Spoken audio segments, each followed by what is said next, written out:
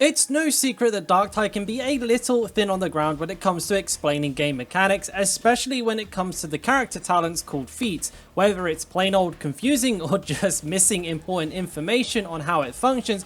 I think it's safe to say that it's not the best. Fortunately for us, some diligent community members have data mined detailed specifics to how each talent works, but don't worry, we won't be covering every single one, as luckily most feats do exactly as they say on the tin. However, the rest range from bizarre to overpowered to even just completely broken and not working, and that's where we are going to focus. And as I mentioned, this information was data mined, though it is updated regularly and looks accurate. Please still take everything with a pinch of salt moving forward. And don't forget to head over to the original post, to which I will leave a link to in the description, so you can show your appreciation for all of the hard work that went into compiling this information. So let's kick things off with the veteran Sharpshooter, starting with Volley Fire, the ultimate ability. In addition to all of the benefits that it says that it gives you, you also receive a reduced weapon recoil, spread and sway buff, as well as being immune to stun, suppression, interruptions and slows, and have a reduced distance that you can be pushed by enemies. So a lot more than it says on the tin in this case. Make every shot count. I always thought this was just for ranged attacks. However, no, you get 15% weak spot damage on your melee as well, which is really cool. There's also actually a really detailed breakdown on how all the grenades in the game work, but they're basically as you expect them, and how they feel is a very accurate representation of how they work, so we won't get into that. As for Scavenger Hunt, they confirm that you get 1% ammo every time someone kills an elite or special. The tooltip says only elites, but yeah, it does work on specials as well. For the level 5 row, the confirmed kill talent is confirmed to work for both elite and special kills as well, and even both ranged and melee, which is really cool, makes this much more consistent than it would initially first seem. The rest of the level 5 and the level 10 talents are completely fine, they do what they say. On the level 15 row, they confirm for bio-optic targeting, regardless of what level 30 talents you have, your teammates can only see non-Ogryn elites and specialists, so that means that counterfire doesn't show them all the shooters, but I think most people knew that at this moment. Covering fire does not work at all, that is completely broken. For level 20, unwavering focus is incredibly strong if this is true. It says that it reduces toughness damage from all sources and not just ranged as the tooltip describes. Duck and Dive has an internal cooldown of 0.5 seconds, which is worth knowing, and Camo Expert reduces your threat by 90%, which doesn't mean a lot, but I guess it's cool to have a number there. For level 25, Fragstorm confirms that it has a 10 meter range. Deadshot, interestingly, in addition to the benefits it says that you have, you also get reduced weapon spread by 19%, reduced recoil by 12%. Of course, it doesn't work when you have no stamina, and it doesn't work with the plasma gun at all. And then one after another, they confirm here that it's actually a 3-second buff that starts when you begin to reload, so be careful not to interrupt your reload animations when using this talent. For level 30, they confirm that sustained fire does not reset the overcharge on the plasma gun, but that's another thing that I think most people knew. And counterfire has a bug with it at the moment. Seemingly the weak spot damage increase that you're supposed to get is not currently working. Now moving on to the Zealot Preacher, and beginning with the ultimate ability, Chastise the Wicked. So first of all, if you do not have a target when you cast it, you get a 7 meter dash. If you do target an enemy, you can dash up to 21 meters. You apply a weak stagger to all enemies within 3 meters during the dash, and it can be cancelled by holding right click or move backwards. You're not able to change direction while dashing, and you will be stopped if you hit a Carapace armor, unyielding or Void Shield unit. And Void Shield is like a scout captain, one of the bosses on an assassination mission. Now interestingly, in addition to what it says it already does in the tooltip, it actually does like a weird armor downgrade thing. So if you hit a Carapace armor target after charging, it will treat them as flak armor and flak armor as unarmored. And this is really cool because it also still takes into account your weapon damage modifier. So if you have a weapon, for example, that does 25% extra damage to Carapace, you'll still get that extra damage while also having the unit treated as flak armor. And this explains why Chastise the Wicked allows you to use guns on Carapace armor and actually still do damage, because they're being treated as flak armor for the duration of the buff. Whether or not that's intentional or not is another matter, and it could be patched out, so keep an eye on that. As for the iconics, the grenade and the aura, this all works as it says on the tin, so we'll quickly breeze past that. For For the level 5 throw, I want to draw your attention to enemies within, enemies without. The tooltip says replenishes 5 toughness per second. However, due to the tick rate, it replenishes around 8.3% in actuality, making this way stronger than it says it is. Level 10 now, Bloodletting, probably one of the most powerful talents in the Zealot's tree. A few things to pay attention to here. First of all, it applies 2 stacks of bleed on critical hit, not just 1, which is fantastic. Most people already knew that you could stack the bonus 3 times for a total crit increase of 30%. But most interestingly, you cannot apply bleed through shield, which is weird because this is basically the only bleed in the game that cannot be applied through a shield. Other than that, the other talents are just perfectly fine. Moving now on to level 15. Level 15, Benediction really is the most important talent here, and unfortunately it's not as strong as we've been led to believe. It says 15% increased toughness damage reduction to all allies in coherency. However, most people would have assumed this was an additional 15% on top of the Emperor's Will 7%. It's not. It completely replaces that talent and just gives you a flat 15%. It's still very strong, but I think this is a lot weaker than most people assumed it was, which kind of sucks. And finally, for Inspiring Exploration, it confirms that this doesn't benefit you and just your teammates. Now, moving on to the level 20 talents, these are a little bit all over the place. So starting with Holy Revenant, this is a lot stronger than it says in the description. So first of all, we now know that it heals you for 2% of the damage you do during your Until Death passive, and that melee damage increases the healing effect by 3, not by 2, which is a huge difference. Thy Raft Be Swift, there's a few things to look at here. First of all, the movement speed buff only triggers when you take health damage, not toughness. Also, the no longer stunned applies to both melee and ranged attacks, which is a huge upside. However, currently picking this talent will break the Emperor's Will and Benediction, and I assume this means that it will stop them from working, which is a massive negative. Faith Restores All for the most part works as it says it does. It even works while you're downed, so you take a little bit more damage before you're killed and sent to a respawn point. However, when you have this talent, if you proc Until Death, this will also cause it to go on cooldown for the other preachers in your team. Very much worth taking note of that. Level 25 talents are all good, so we're going to skip past those. And level 30, just a quick note for Invocation of Death.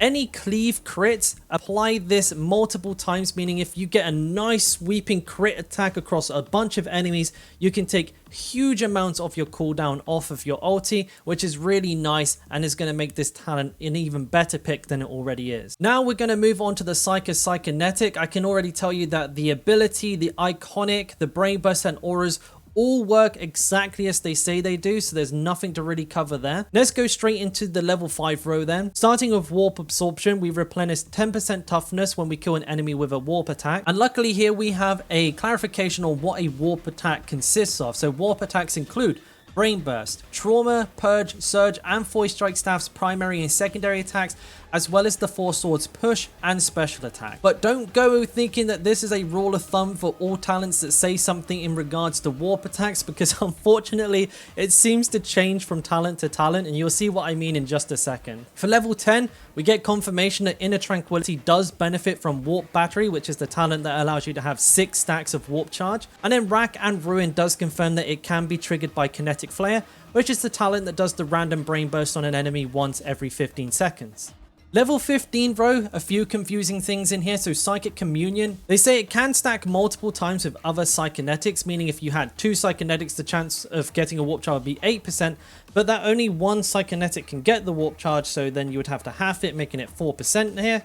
Unless I've missed something, the bottom line is it should work out exactly the same. They also confirm it can be triggered by any kill source, and if it's a brain burst that triggers it, you will get 2 warp charges. Psychonetic's Aura, we get some clarification that the cooldown reduction is only granted to the person who gets the last hit on either an elite or special kill. Finally, in this row, we have Cerebral Lacerations, and this really is a strange one. So what it does is it increases the damage that your brain burst targets take by 15% from all non-warp sources. Now, I wouldn't blame you for thinking that all of the things that were considered a warp attack in warp absorption could also be considered as a warp source of damage. However, that's not the case. It's rather confusingly very different. So for this talent, luckily enough, we do again have clarification on what actually does and doesn't count as a warp source of damage. So for those that do, it is the Trauma Staff primary and secondary attack, the Surge Staff's primary attack, the Void Strike's primary and secondary attack. Those are all counted as a warp source of damage. Everything else is non-warp. This includes the Purgatus Staff, this includes the Surge Staff, and the Force Sword special attack, and even Brain Burst, strangely enough. And one last side note is that Cerebral Lacerations can also be triggered by Kinetic Flare. Again, that is the talent that does the random Brain Burst once every 15 seconds. Then moving on to the level 20 row, this is a nice and simple one. Kinetic Deflection, we got some clarification that critical peril is considered as anything above 90, so as long as you're below that, the talent will work just fine. Then Kinetic Shield seems to be stronger than intended, as it's only supposed to reduce the toughness damage from range attacks, but actually reduces all sources of damage to your toughness, which is fantastic, means this is incredibly strong at the moment. Mind in Motion, there's nothing to really say here, it is just what it is. Then for level 25, Warp Battery just confirms what other talents it pairs well with. Kinetic Overload also clarifies that it has a 15-meter range, and Kinetic Flare, of course, just confirms that it does not work when you're over 97% peril, and also the Brain Burst that procs from this talent doesn't actually generate any peril itself, but I think most people knew that. Then for the level 30 talent, luckily enough, the Psyker's ultimates all work as intended, which is fantastic. Now, finally, the last class, the Ogryn Skullbreaker, starting with, of course, the ultimate. And this is a weird one, probably the most scuffed ultimate. So first of all, the things that we know, you apply a strong stagger to all enemies within 2 meters during the charge, and this can stagger most enemies in the game, including monstrosities. You can cancel it by holding backwards, and you can even change the direction a little bit after initiating the ability. Your charge will be stopped after hitting a Carapace Armor, Unyielding, or Void Shield unit, unless you have Unstoppable, the level 30 talent.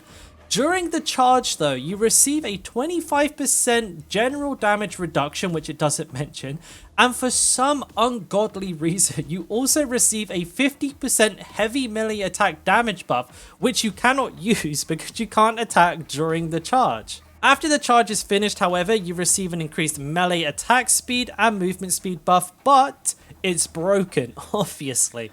The melee attack buff only seems to work on a Shovel's special action and on cleaver weapons. So, I mean, guess it's cleavers for days, boys. As far as the iconics go, they all work as expected, which is fantastic, and the same can be said for the grenade box. The aura, however, Intimidating Presence, is a lot stronger than the description would let on. It actually increases the melee attack damage of all types of attacks and not just heavy, which is fantastic. I very much hope they change it to be this type and not just heavy attacks. This is awesome. Level 5 talents, the linchpin one, a lot of people already know this, but it only affects you despite the way that it's worded. Smash 'em Good and Best Form of Defense work as intended, which is great. Now for level 10, Bombs Away. There's some clarification here that the 4 grenades that fall out of the box are actually Sharpshooter grenades, so they apply all the same rules that the Sharpshooter grenades do. If you forgot what those were, they are in the post, you can check those out. Blood and Thunder is giga OP because it doesn't just apply 1 stack on a heavy melee hit, it applies 4 for some reason. Why not? And yeah, that's ridiculous. Makes this a hell of a lot stronger than it would initially seem. Level 15 now, confirmation on Towering Presence that the buff works both ways, so that's fantastic. This actually makes this a really strong talent, even though it's a little bit boring. Lead the Charge just confirms that it's for your teammates and not for you. Bullfighter as well, one of the only, if not the only talent in the game that when it says on elite kill actually means just elites and not specials as well, and of course this only benefits the Skullbreaker. Now moving on to level 20, we have some clarification that melee range is enemies within 8 meters. That's good to know, even though there's no actual way to actually measure that in the game. Hardest Nails will break Intimidating Presence. It's a great talent, but not having that 10% attack damage is kind of a big L. And then finally in this row, Die Hard confirms that the increase applies to all sources of toughness, which is fantastic. Level 25, Payback Time just doesn't work. That is what it is. And then Knife Through Butter is insanely OP. So first of all, we get some information on what a charged heavy attack actually is. And that is when you let it auto attack. So when you hold down the button until it swings by itself. But what really shines about this talent is that it apparently allows you to cleave through Carapace armor like it's not there with both light and heavy attacks, which basically means you have ignore enemy hit mass while you have this talent, which is basically the best thing in the game right now. So this is an incredible talent. And then as an almost complete refers to knife through butter, Raging Bull does not seem to be anywhere near as powerful as it would suggest, because the damage increase only applies to the first enemy that you hit, even if you're doing a wide sweeping attack, which kind of just feels like a bit of a waste. Sure, it can be leveraged into a heavy single attack, but this kind of really sucks if I'm being honest. And finally, the level 30 row, nothing to mention. These all work as intended, which is good because it's always great when things work as they're supposed to. And there it is, boys. Yeah, it was a bit of a long one, but the information was extremely useful and very much worth going into. If you did like it, don't forget to give the original posters some props. Again, the link is in the description below. Give it an upvote. Let them know that their work is appreciated. And if you liked what I did, don't forget to give me a like and subscribe to the channel. Best way to support me. And you can check out my Twitch in the description as well, which I do plan to start using very, very, very soon. And until next time, guys, I'll catch you later. Go play some Dark.